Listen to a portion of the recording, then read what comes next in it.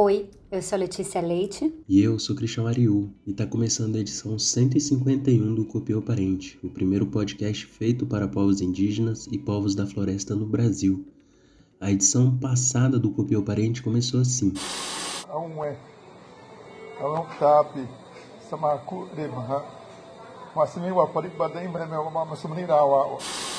Essa voz é do meu pai, que gravou um vídeo de dentro do hospital onde estava internado no Mato Grosso, usando um respirador no nariz por conta do avanço da Covid. As palavras dele foram distribuídas para o povo chavante, a UELPTAB, como um alerta sobre a gravidade da pandemia. Falamos também da morte da minha avó Ângela e do meu avô Eduardo. Eles faleceram por complicações da Covid e a mim foi cortado o direito de aprender tudo que eu ainda precisava saber sobre ser um chavante com eles. A Covid tirou de mim o sonho de, após terminar a faculdade de comunicação, a passar um tempo com eles, com meus avós. Apesar dos meus avós falecerem, meu pai, Crisanto Chavante, teve alta na última quarta-feira. Meu pai saiu do hospital e com essa notícia que a gente começa o Copiou Parente de hoje.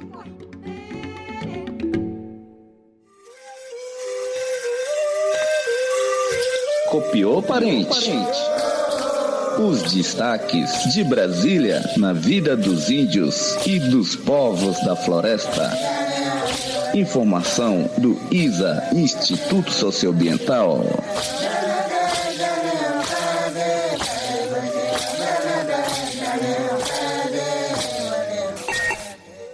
Muito bom começar o programa dessa semana com essa boa notícia da recuperação do Crisanto Chavante, que além de pai do Christian, é o presidente da FEPOINT, a organização que representa os povos indígenas no Mato Grosso. Chegamos ao final do quarto mês da pandemia no Brasil, próximo de 2 milhões de infectados e mais ou menos 70 mil mortos.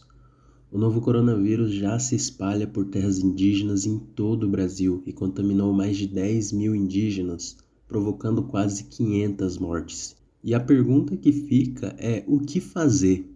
A Articulação dos Povos Indígenas do Brasil recorreu à instância máxima da justiça brasileira e nessa quarta-feira o STF, Supremo Tribunal Federal, decidiu medidas que obrigam o Estado a proteger os povos indígenas durante a pandemia. Medidas imediatas que impeçam o genocídio indígena durante a pandemia. A ação apresenta à justiça brasileira que os danos e riscos para os povos indígenas são ainda maiores do que para o restante da população. Já na introdução dessa ação, a APIB e os partidos políticos falam sobre a possibilidade real de extermínio de etnias inteiras, sobretudo de grupos isolados e de recente contato. O motivo, segundo a ação, é a irresponsabilidade do governo federal que não tem um plano capaz de evitar um genocídio para alguns povos. E vidas indígenas importam. Por isso, o programa de hoje vai falar sobre uma das mais importantes notícias do movimento indígena durante a pandemia. Antes de mais nada, Letícia, lê pra gente a escalação desses guardiões da defesa dos povos indígenas. Maurício Serpa França, advogado do povo Terena. Maria Judite Guajajara, advogada do povo Guajajara. Dinamã Tuxá, advogado do povo Tuxá. Sheila Cantarelli, advogada do povo Pancará. Iva Aureliano, advogado do povo Macuxi. Paulo César de Oliveira, advogado do povo Pancararu. Samara Santos, advogada do povo Pataxó. Cristiane Soares, advogada do povo Baré. Eliésio Marubo, advogado do povo Marubo. Felipe Martins, advogado do povo Apurinã. E Luiz Henrique Eloy Amado, advogado do povo Terena. Esses são os advogados que assinam a ação para salvar vidas indígenas. Eles fazem parte de uma geração que nos últimos anos teve acesso ao ensino superior e dedicou seus conhecimentos para a defesa dos direitos originários. Essa geração de indígenas tornou realidade o artigo 232 do capítulo dos Índios da Constituição Brasileira, que diz: os índios, suas comunidades e organizações são partes legítimas para ingressar em juízo em defesa de seus direitos e interesses. Só para lembrar, A primeira indígena a exercer a profissão de advogada no Brasil foi a deputada Joênia Wapichana. Ela formou-se em Direito em 1997. De lá para cá, estes 11 indígenas que eu acabei de citar e muitos outros seguiram seus passos e garantiram representação para os povos. Por isso, quem vai contar essa história para a gente é ele. Olá, meus amigos do Copiou Parente. Aqui quem fala é Luiz Eloy Terena, assessor jurídico da Articulação dos Povos Indígenas do Brasil. E hoje eu quero falar com vocês sobre a ADPF 790, que foi protocolada pela PIB no Supremo Tribunal Federal. DPF é a abreviação de Descumprimento por Preceito Fundamental, uma ação direcionada ao STF e é acionada em casos onde algum direito fundamental está sendo violado. E neste caso, neste contexto de pandemia, a PIB levou, juntamente com mais 6 partidos políticos, a situação séria e grave dos povos indígenas neste contexto de pandemia do Covid-19. Na nossa petição, nós deixamos claro que o direito à vida, o direito à saúde, o direito à identidade cultural e o direito à dignidade da pessoa humana estavam sendo violados diante de uma sistemática omissão do governo federal em implementar medidas protetivas e eficazes para a vida dos povos indígenas. Nós entendemos que para se preservar a vida dos povos indígenas, faz-se necessário a proteção dos seus territórios. E é justamente a partir desta dimensão é que nós pedimos ao Supremo várias determinações, tanto para proteger as terras indígenas que possuem a presença de indígenas isolados ou de recente contato, como também a retirada imediata de invasores de terras indígenas que já são demarcadas, homologadas e consolidadas. A instalação de barreiras sanitárias em áreas com presença de índios isolados, que o Eloy comenta, é realmente muito importante. A ação solicita que a União retire os invasores das terras indígenas Yanomami, Caripuna, Urueuauau, Caiapó, Araribóia, Munduruku e Trincheira Bacajá, que estão entre as mais afetadas na Amazônia brasileira. Sobre esse assunto, a gente pediu para o Fly Guajajara, que ouve aqui o Copiou, é comunicador do povo Guajajara, e a gente pediu para ele contar como que está a situação na terra indígena Araribóia, uma das terras citadas nessa ação. Ele mandou um áudio aqui para a gente. Olá, eu sou Fly Guajajara. Ainda continua a extração ilegal de madeira nesse ano de 2020 em nosso território indígena Araribóia. Nenhuma medida da Força Tarefa de Proteção à Vida Indígena, decreto número 35.336 do 4 de novembro de 2019, nunca foi feito ação contra a invasão de madeireiros em nosso território. No ano de 2019, mostramos ao mundo a nossa luta contra a invasão do nosso território, contra a extração ilegal de madeira, caça e pesca. No dia 1º de novembro, perdemos um dos líderes da linha de frente, Paulo Paulino Guajajara, um dos guardiões, em uma emboscada dentro do nosso território Araribóia. A situação agravou com essa pandemia. Nós, lideranças, guardiões, comunidade, fizemos barreira sanitária para coibir a entrada dos não indígenas terem acesso em nosso território. Mesmo assim, aumentaram ameaças, inclusive sou da lista ameaçado de morte. Alguns moradores do povoado vizinhos do nosso território tentam forçar a entrada para caçar e pescar. Estamos cuidando do nosso território, sem a nossa floresta, não somos indígenas. O que faz de indígena é a floresta, cultura, rituais e a terra sagrada. Os madeireiros já invadiram o território dos Auá, da terra indígena Araribóia. A qualquer momento pode acontecer genocídio contra o meu povo Teterrara e Auá Guajá sem contactado.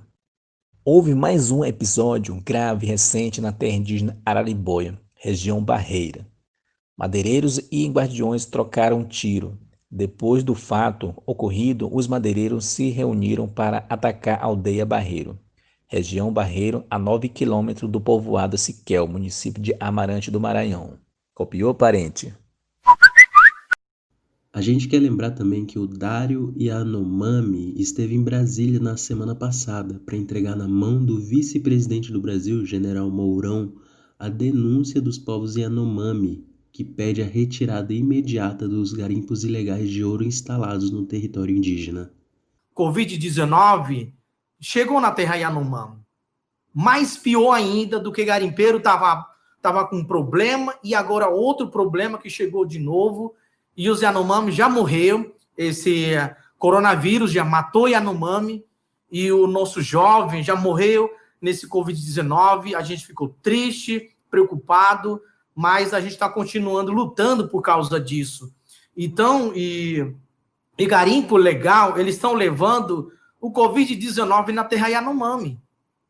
Para ele, para o pensamento dos garimpeiros, é liberdade para entrar qualquer território, qualquer pessoa, contaminação entrando, casa dos outros, isso é muito ruim para nós. Então, hoje, vertou problema, o garimpo ilegal está levando a doença na terra indígena Yanomami. 5 Yanomami já morreram e pelo menos 188 estão infectados. Invasões garimpeiras já provocaram a morte de milhares de índios no passado, e há claras indicações de que o Covid-19 avança principalmente nas comunidades que vivem mais próximas dos garimpos. Por isso, essa determinação que o Eloy conta é tão importante. Mas continua, Eloy, quais são os outros pedidos que foram atendidos pelo STF? Na mesma percepção, nós fizemos um pedido para que o Supremo determinasse ao governo federal o atendimento indiscriminado de todos os indígenas, tendo em vista que a CESAI, Secretaria Especial de Saúde Indígena, tem sistematicamente se negado a atender os indígenas que estão fora de suas aldeias. Isso é uma violação séria à identidade cultural e à dignidade das pessoas humanas e uma demonstração clara do racismo estrutural presente na estrutura da máquina administrativa brasileira. O Eloy mandou esses áudios para a gente assim que ele soube da decisão. Foi na quarta-feira, 8 de julho. O ministro relator Luiz Roberto Barroso acabou de deferir liminar acatando parcialmente os pedidos solicitados pela PIB. Dentre eles, o ministro determinou a criação de um plano emergencial de proteção para os povos indígenas, determinou também a participação dos povos indígenas na sala de situação, para elaborar medidas protetivas para os povos indígenas isolados e também determinou que a CESAI atenda os povos indígenas que estão tanto nas aldeias quanto nas terras indígenas que ainda não estão homologadas e que atenda também os indígenas que estão em contexto urbano, desde que estes últimos não tenham assistência no sistema geral do SUS. Então, essa é uma ação histórica em que a PIB vai diretamente ao Supremo para evitar o genocídio dos povos indígenas. O que nós tiramos de principal nessa decisão é que o ministro reconheceu a PIB como uma das legitimadas a propor ações diretas no Supremo. Isso tem um simbolismo muito grande, porque nós sabemos que na história do Brasil, os povos indígenas durante muito tempo foram considerados incapazes para as práticas dos atos da vida civil e tutelados. Somente com a Constituição de 88 é que os povos indígenas, suas organizações e comunidades tiveram a capacidade de postular em juízo reconhecida.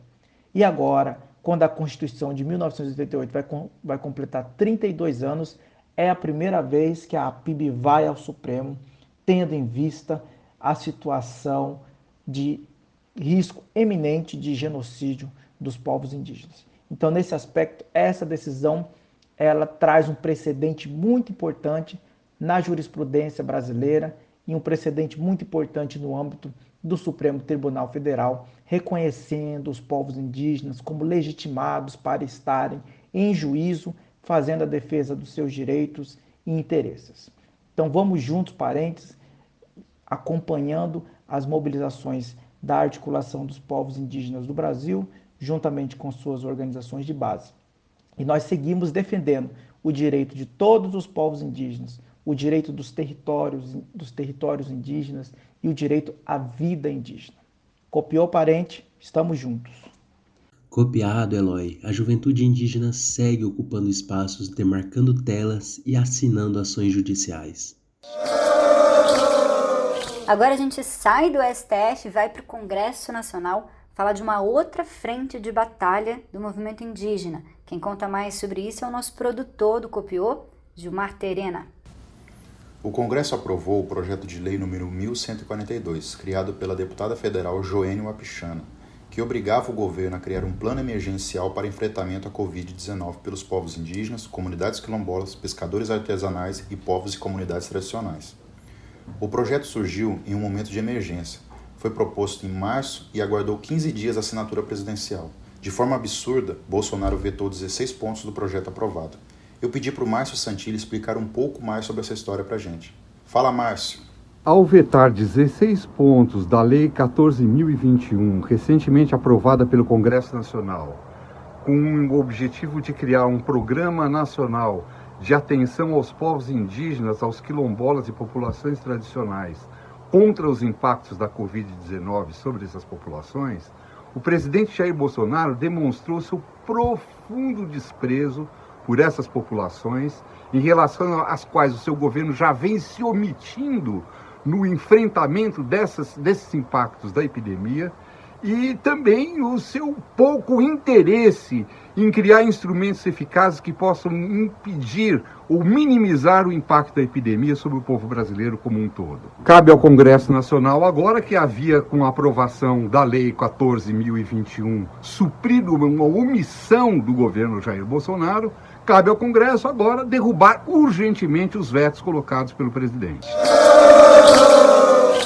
Tem um genocídio que é da Covid, mas na verdade não é da Covid, é de quem deixou a Covid entrar nas aldeias e não protegeu e nem fez nada para evitar. Pelo contrário, é um genocídio cometido pelo Estado. Então, ficará cada vez pior. Estamos no meio de um processo autoritário e podemos pouco. Poder pouco é totalmente diferente de não poder nada. Você pode pouco. Eu posso pouco, e vamos tentar chamar mais gente. Eu e o Dário Copenaua participamos do lançamento de um movimento chamado Liberte o Futuro. Nesse momento, para Dário, só há futuro para os Yanomami com a desintrusão, com a retirada dos garimpeiros ilegais das terras indígenas que assassinaram 2 Yanomami no mês de junho. Ele já se arriscava e nos convida a imaginar a luta com ele, com o povo Yanomami, sem invasões em suas terras. Para mim, só há um futuro se evitarmos o genocídio entre os chavantes. Se há omissão do governo, meu povo vai morrer.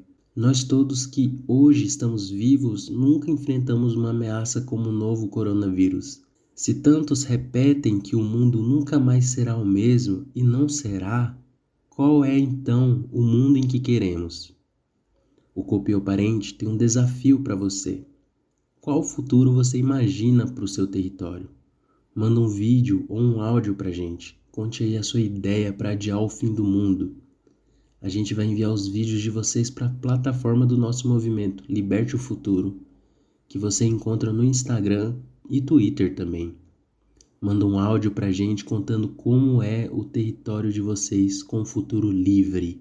Eu já mandei o meu, Christian. Eu falei que no Futuro Liberto, o isolamento dos centros urbanos não significa o isolamento de acesso à internet, saúde e informação. Quando eu libertar o futuro, a revolução digital vai acontecer para todos e todas. E a telemedicina vai chegar em todos os territórios indígenas, quilombolas, caiçaras, ribeirinhos, beiradeiros, geraizeiros. Essa é a minha ideia para adiar o fim do mundo, para libertar o futuro. Participe você também, mande seus vídeos, áudios e ideias para cá. Hoje é sexta-feira, 10 de julho, eu sou Letícia Leite e você acabou de ouvir o Copiou Parente, o primeiro podcast feito para povos indígenas e povos da floresta no Brasil.